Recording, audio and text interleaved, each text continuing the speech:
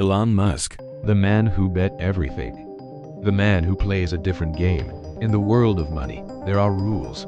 Unwritten rules, but universally understood. If you want to build wealth, you diversify. If you want to keep wealth, you reduce risk. And if you want to stay wealthy, you protect what you already have. This is how almost every billionaire operates. Carefully, strategically, defensively. Because once you reach the top, the game changes. It is no longer about winning. It is about not losing. But then, there is Elon Musk, a man who ignored all of it. Instead of protecting his wealth, he repeatedly risked it. Instead of minimizing danger, he moved toward it. Instead of playing defense, he went all in, again, and again, and again. At one point, he became the richest man in the world, with more than $300 billion. Then, he lost over $200 billion. And somehow, he kept going. This is not normal. This is not rational. This is something else. This is a different way of thinking. And to understand Elon Musk, you have to understand that mindset. Because this story is not about money. It is about how one man turned risk into power, and belief into billions. Elon Musk, a child out of place. Before the companies, before the billions, before the headlines, there was just a boy.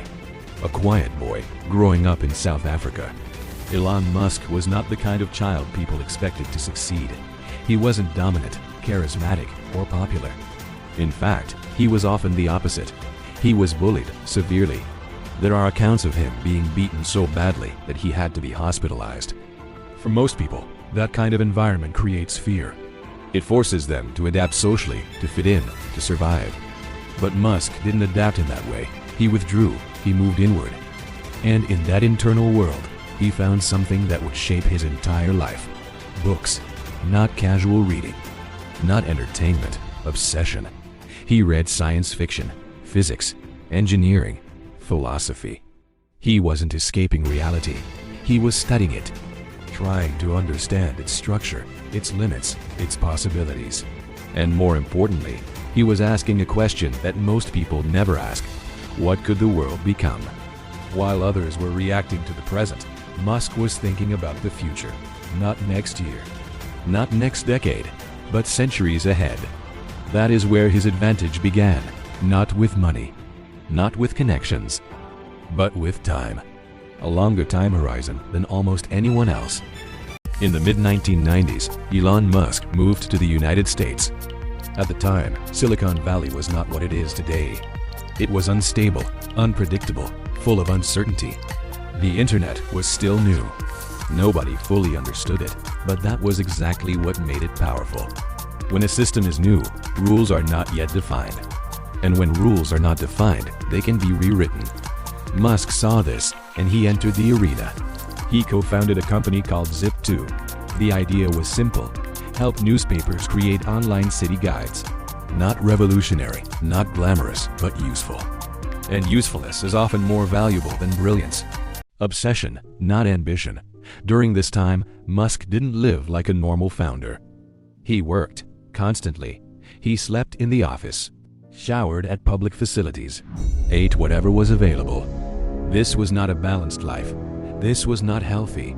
But it was focused. Most people work hard because they want success. Musk worked differently. He worked because he couldn't stop. Because in his mind, the problem was bigger than comfort. And when the problem is bigger than you push beyond limits. The first millions.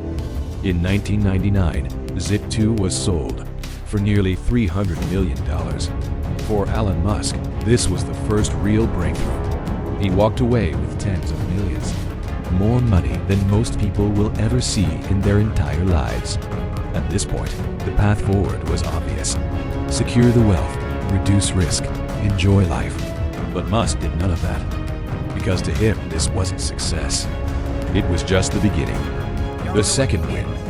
After Zip2, Musk founded X.com, an online financial platform. At the time, this idea was risky. People did not trust the internet with money. Banks were physical. Transactions were manual. Digital payments felt unsafe. But Musk saw something different. He saw inevitability.